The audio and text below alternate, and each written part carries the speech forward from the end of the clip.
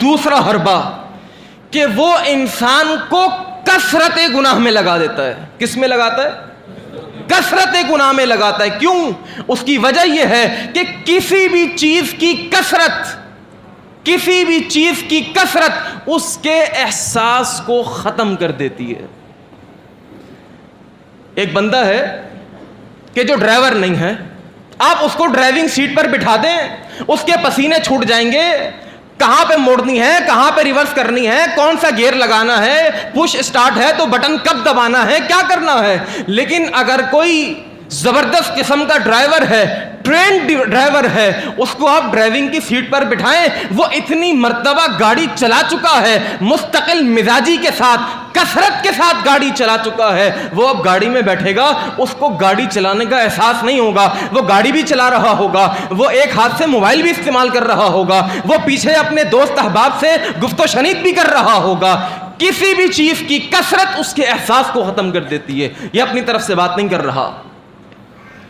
ترمذی کی حدیث ہے, میرے اور آپ کے نبی جناب محمد الرسول اللہ صلی اللہ علیہ وسلم نے فرمایا, ان المؤمن اذا اذنب ذنبا, جب کوئی مومن بندہ کوئی گناہ کرتا ہے, کانت نقطۃ سوداء فی قلبہ, اس کے دل کے اوپر اس گناہ کی وجہ سے ایک باریک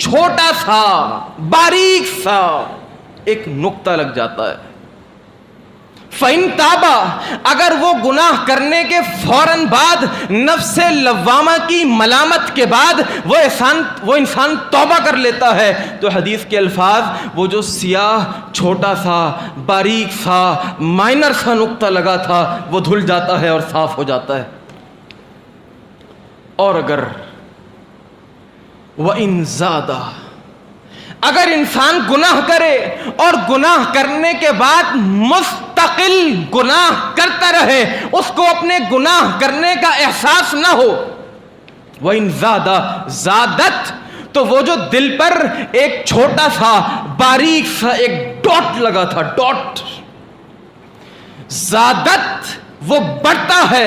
اور حدیث کے الفاظ, یغلف بہا قلبہ, یہاں تک کہ اس کے دل کے اوپر گناہوں کا غلاف چڑھ جاتا ہے.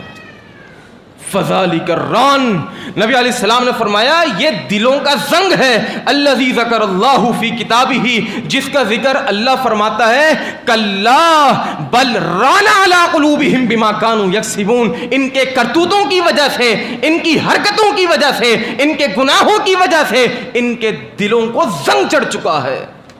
اب حالت کیا ہوتی ہے؟ حالت یہ ہوتی ہے, لہم قلوب لا یفقہون بہا, دل تو ہے لیکن سمجھتے نہیں ہیں. وَلَهُمْ أَعْيُنٌ, آنکھیں تو ہیں, لا یبصرون بہا, حق دیکھ نہیں سکتی.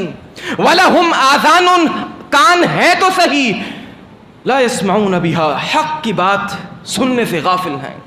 اولئک کالانعام, رب فرماتا ہے ارے یہ تو انعام چوپائے بن چکے ہیں, بل ہم اضل, ان سے بھی زیادہ بدترین حالت ہو چکی ہے. اور ایک دوسرے مقام پہ اللہ فرماتا ہے, اللہ اکبر, انہا لا تعمل ابصار ولکن تعمل قلوب التی فی الصدور, they are not blind from their eyes but they are blind from their hearts.